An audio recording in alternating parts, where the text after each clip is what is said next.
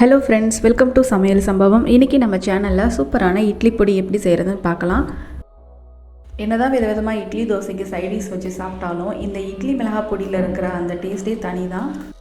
சட்னி சாம்பார் எதுவும் இல்லைன்னு கவலைப்படுறத விட இந்த மாதிரி ஒரு பொடி அரைச்சி வச்சுட்டிங்கன்னா அவசரத்துக்கு கண்டிப்பாக ஹெல்ப்ஃபுல்லாக இருக்கும். அது மட்டும் இல்லாமல் இந்த இட்லி பொடி செய்கிறது ரொம்பவே ஈஸி. இப்போ வாங்க இது எப்படி செய்கிறதுன்னு பார்க்கலாம்.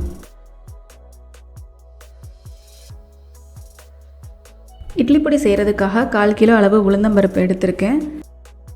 அது கூடவே 50 கிராம் அளவுக்கு குழம்பு கடலைப்பருப்பு, இது கூட ஒரு 10-15 மிளகாய்,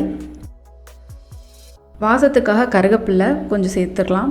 இப்போலாம் கருவேப்பிலை யாரும் சாப்பிட்றதில்ல, அதனால் இந்த மாதிரி இட்லி பொடி அரைக்கும் போது கூட செஞ்சிங்கன்னா நல்லாயிருக்கும். 1 டேபிள் ஸ்பூன் அளவுக்கு கருப்பு எள்ளு, ஒரு 15 போல் வெள்ளை பூண்டு, 1/4 டேபிள் ஸ்பூன் அளவுக்கு பெருங்காயம், அப்புறமா இதுக்கு தேவையான அளவு உப்பு.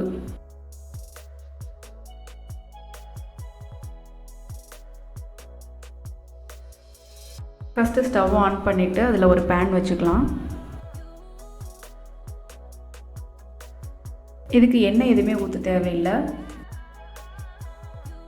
சட்டி சூடான பிறகு வச்சுருக்கிற மிளகாய், அப்புறம் கருவேப்பிலை, அது கூடயே நம்ம வச்சுருக்கிற வெள்ளை பூண்டு இதெல்லாம் சேர்த்து லைட்டாக வதக்கிக்க போகிறோம்.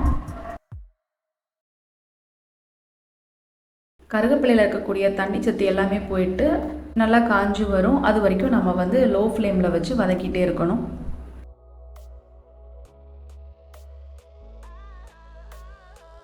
இப்போ ஓரளவு வறுபட்டுருச்சு.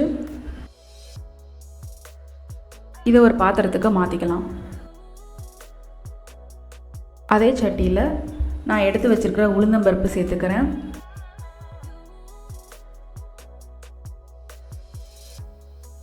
இது கூடவே கடலைப்பருப்பும் சேர்த்து நல்லா வறுத்துக்கலாம்.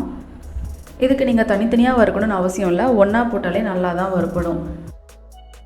அடுப்பு மட்டும் லோ ஃப்ளேமில் இருக்க மாதிரி பார்த்துக்கோங்க, இல்லைன்னா கொஞ்சம் மீடியமாக இருக்கணும். ரொம்ப ஹை ஃப்ளேமில் வைக்கக்கூடாது, கரிஞ்சிடும்.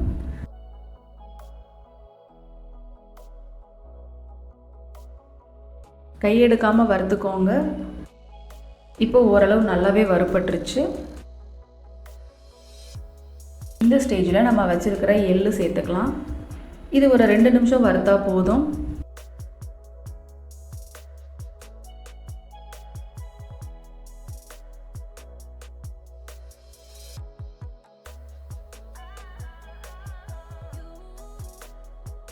அப்புறமா நம்ம ஃபஸ்ட்டு வறுத்து வச்சுருந்தோம்ல, அதையும் இது கூட போட்டு வறுத்துக்கலாம்.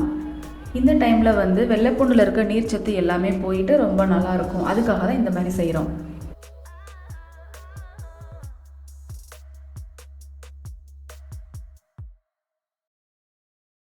ஸ்டவ் ஆஃப் பண்ணுறதுக்கு முன்னாடி நம்ம எடுத்து வச்சுருக்கிற பெருங்காயத்தை சேர்த்து லைட்டாக கிளறி விட்டால் போதும். அதுக்கப்புறம் இது கூட வச்சுருக்கிற உப்பு சேர்த்து லைட்டாக ஒரு மிக்ஸ் பண்ணிவிட்டு நம்ம ஸ்டவ் ஆஃப் பண்ணிக்கலாம்.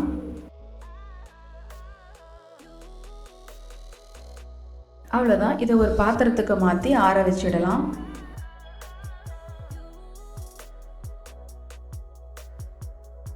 இப்போ இதை ஒரு பிளேட்டுக்கு மாற்றிட்டேன். இது நல்லா ஆறணும். இது நல்லா ஆறின பிறகு தான் அரைக்கணும்.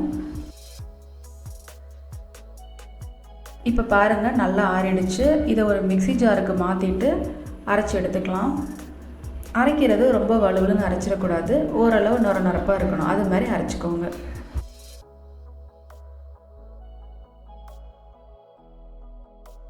நம்மளோட இட்லி பொடி சூப்பராக தயாராகிடுச்சு. இப்போ சூடாக இட்லி வச்சு அது கூட சேர்த்து சர்வ் பண்ணிடலாம்.